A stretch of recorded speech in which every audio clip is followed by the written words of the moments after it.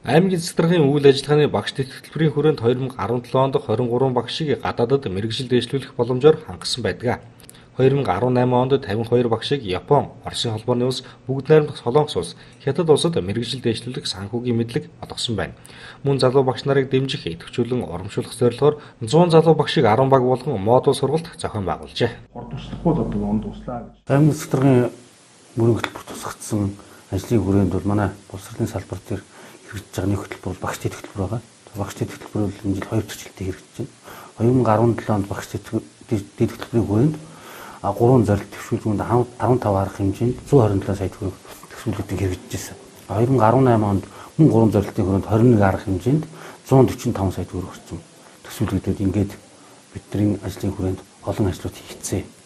За энд бол 3 зорилт нь бол юу гэж нэхэр энэ багшийн мэдлэг мэргэжлийг дээшлүүлэх, хоёрдугаарт нь ажиллах орчин нөхцөлийг сайжруулах, гуравдугаарт нь нийгмийн асуудал тодорхой дэм болох зорилттой ийм ажлууд хийгдсэн.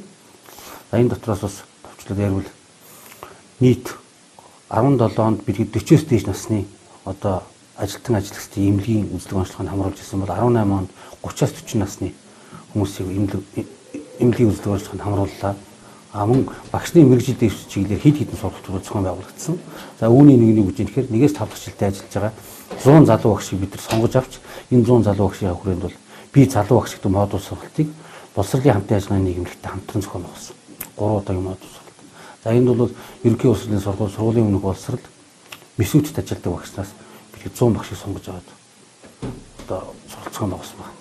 Тэгэхээр бас энийгээ идэвхжүүлэхийн тулд 100 залуу багшигаа 10-10-аар нь баг болгоод хоорондоо бас өсөлтөд уралдах маягаар яваад тэгээд шалгарсан одоо багийн маань багш нарыг бол засаг дарга бас гадаад мэргэжил дэвшүүлэх ихээр шагнаад манай сургуулийн өмнөх боловсролын багшийн баг төрүүлж ингээд гадаад мэргэжлээ дэвшүүлсэн гэсэн ийм тотоогоо.